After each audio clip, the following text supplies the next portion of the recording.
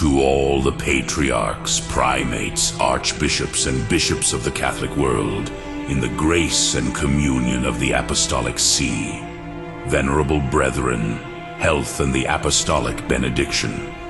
The supreme apostolic office which we discharge in the exceedingly difficult condition of these times, daily warn and almost compel us to watch carefully over the integrity of the Church, the more that the calamities from which she suffers are greater. While therefore we endeavor in every way to preserve the rights of the Church and to obviate or repel present or contingent dangers, we constantly seek for help from heaven, the sole means of effecting anything, that our labors and our care may obtain their wished-for object. We deem that there could be no surer and more efficacious means to this end than by religion and piety to obtain the favor of the great Virgin Mary, the Mother of God, the guardian of our peace, and the minister to us of heavenly grace, who is placed on the highest summit of power and glory in heaven, in order that she may bestow the help of her patronage on men who, through so many labors and dangers, are striving to reach that eternal city. Now that the anniversary, therefore, of manifold and exceedingly great favors obtained by a Christian people through the devotion of the Rosary is at hand, we desire that that same devotion should be offered by the whole Catholic world with the greatest earnestness to the Blessed Virgin, that by her intercession her divine Son may be appeased and softened in the evils which afflict us. And therefore we determined, venerable brethren, to dispatch to you these letters, in order that, informed of our designs, your authority and zeal might excite the piety of your people to conform themselves to them. It has always been the habit of Catholics in danger and in troublous times to fly for refuge to Mary and to seek for peace in her maternal goodness, showing that the Catholic Church has always, and with justice, put all her hope and trust in the Mother of God. And truly the Immaculate Virgin, chosen to be the Mother of God and thereby associated with him in the work of man's salvation, has a favor and power with her Son greater than any human or angelic creature has ever obtained or ever can gain. And as it is her greatest pleasure to grant her help and comfort to those who seek her, it cannot be doubted that she would deign and even be anxious to receive the aspirations of the universal Church. This devotion, so great and so confident to the august Queen of Heaven, has never shone forth with such brilliancy as when the militant Church of God has seemed to be endangered by the violence of heresy spread abroad, or by an intolerable moral corruption, or by the attacks of powerful enemies. Ancient and modern history and the more sacred annals of the Church bear witness to public and private supplications addressed to the Mother of God, to the help she has granted in return, and to the peace and tranquility which she had obtained from God. Hence her illustrious titles of Helper, Consoler, Mighty in War, Victorious, and Peacegiver. And amongst these is specially to be commemorated that familiar title derived from the Rosary, by which the signal benefits she has gained for the whole of Christendom have been solemnly perpetuated. There is none among you, venerable brethren, who will not remember how great trouble and grief God's holy Church suffered from the Albigensian heretics, who sprung from the sect of the later Manichaeans, and who filled the south of France and other portions of the Latin world with their pernicious errors, and carrying everywhere the terror of their arms, strove far and wide to rule by massacre and ruin. Our merciful God, as you know,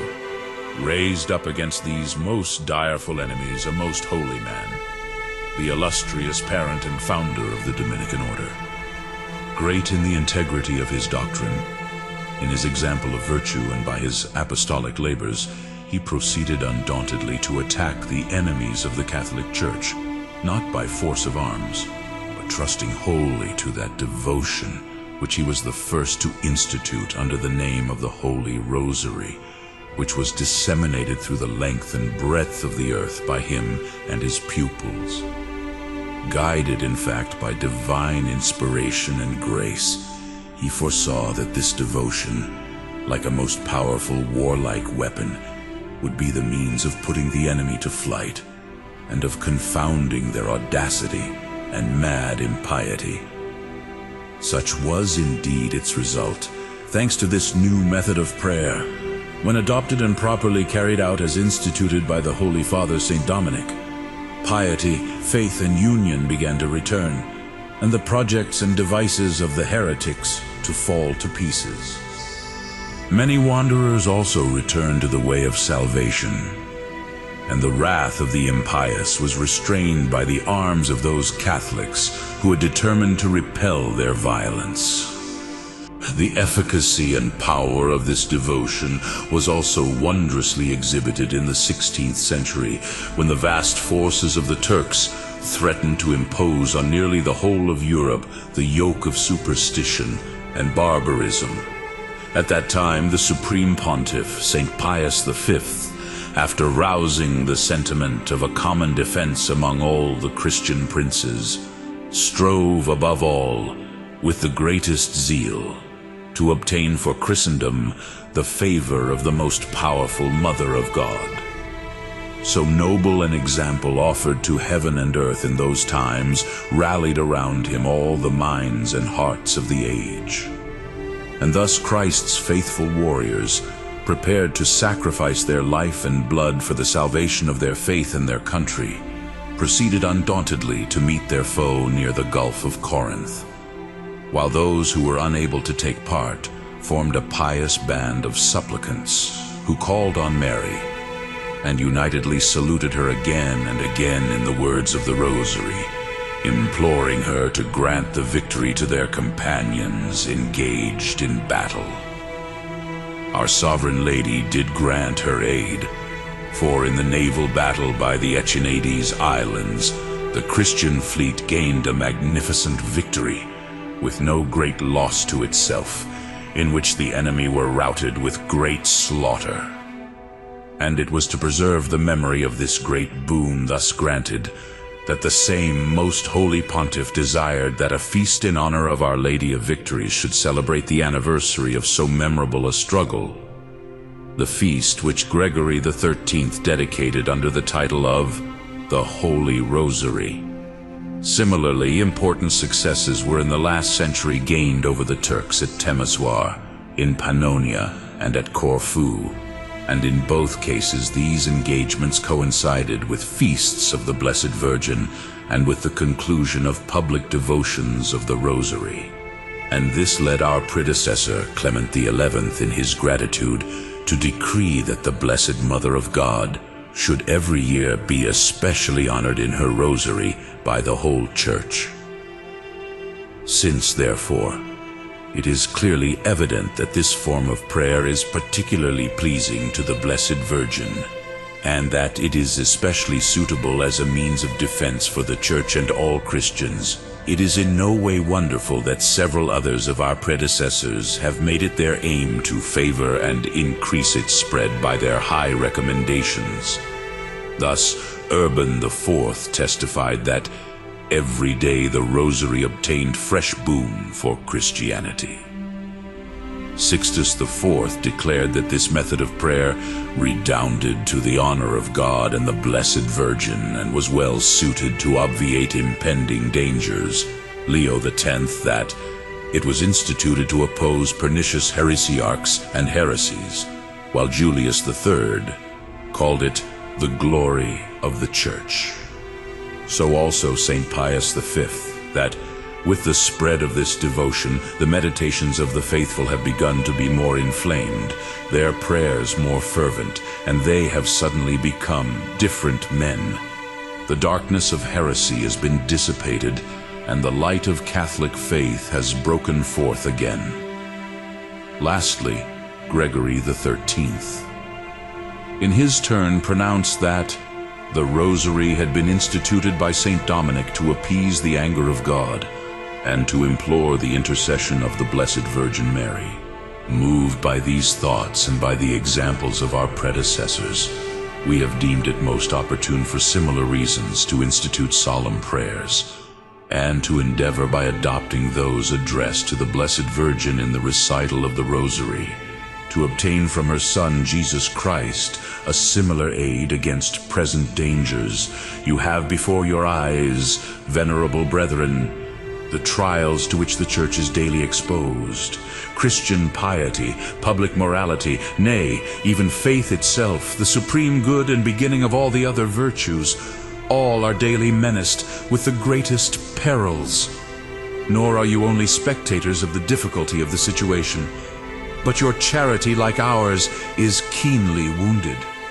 For it is one of the most painful and grievous sights to see so many souls redeemed by the blood of Christ, snatched from salvation by the whirlwind of an age of error,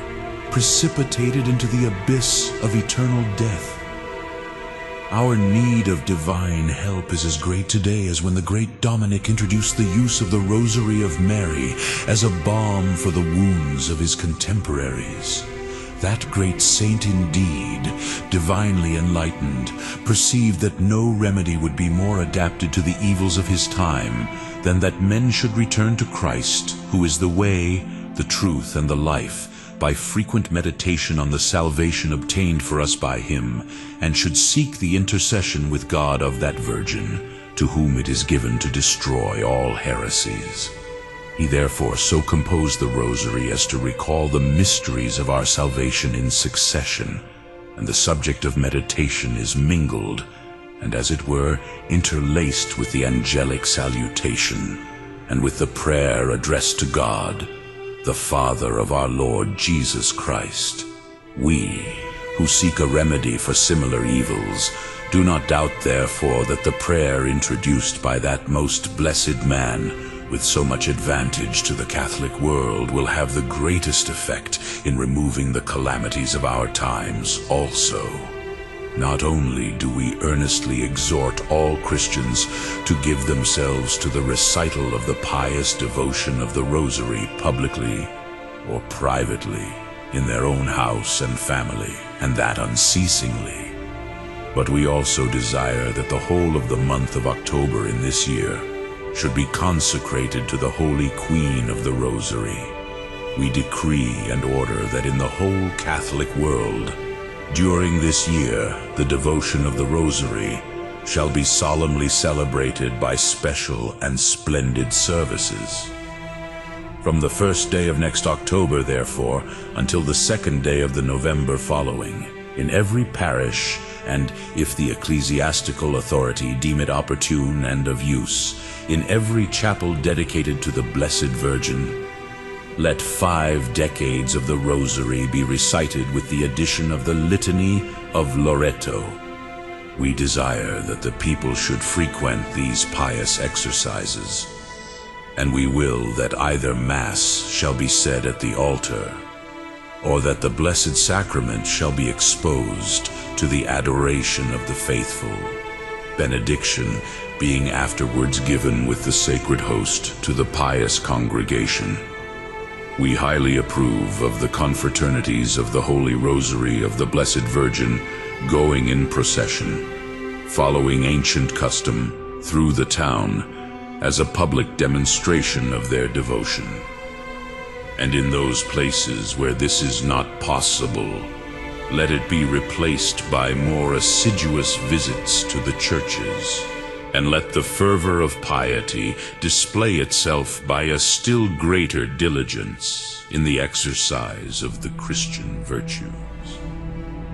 In favor of those who shall do as we have above laid down, we are pleased to open the heavenly treasure house of the Church, that they may find therein at once encouragements and rewards for their piety.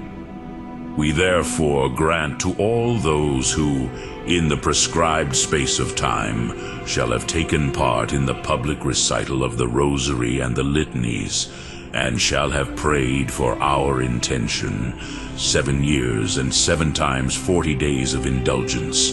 obtainable each time. We will that those also shall share in these favors who are hindered by a lawful cause from joining in these public prayers of which we have spoken, provided that they shall have practiced those devotions in private, and shall have prayed to God for our intention. We remit all punishment and penalties for sins committed in the form of a pontifical indulgence to all who in the prescribed time, either publicly in the churches or privately at home, when hindered from the former by lawful cause, shall have at least twice practiced these pious exercises, and who shall have, after due confession, approached the holy table. We further grant a plenary indulgence to those who, either on the feast of the Blessed Virgin of the Rosary or within its octave, after having similarly purified their souls by a salutary confession, shall have approached the table of Christ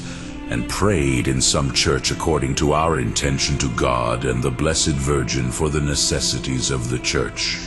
And you, venerable brethren, the more you have at heart the honor of Mary and the welfare of human society, the more diligently apply yourselves to nourish the piety of the people towards the Great Virgin and to increase their confidence in her.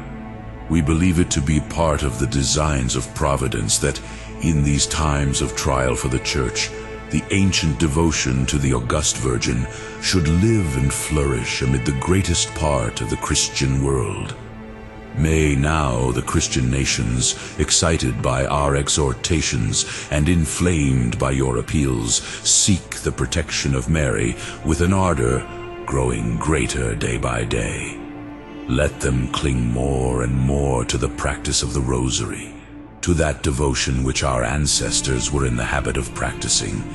not only as an ever-ready remedy for their misfortunes, but as a whole badge of Christian piety.